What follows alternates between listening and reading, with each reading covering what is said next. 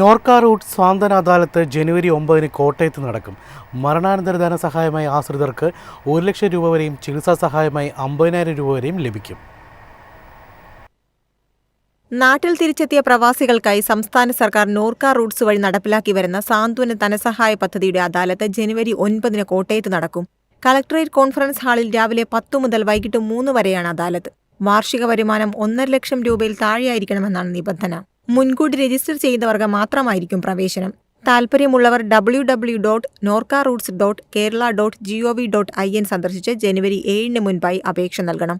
മരണാനന്തര ധനസഹായമായി ആശ്രിതർക്ക് 1 ലക്ഷം രൂപ വരെയും ചികിത്സാ സഹായമായി 50,000 രൂപയും മകളുടെ വിവാഹത്തിന് 15,000 രൂപയും അംഗപരിമിതർക്ക് കൃത്രിമക്കാൽ, ഊന്നുവടി, വീൽചെയർ എന്നിവയ്ക്കായി പരമാവധി 10,000 രൂപയും പദ്ധതി പ്രകാരം ലഭിക്കും.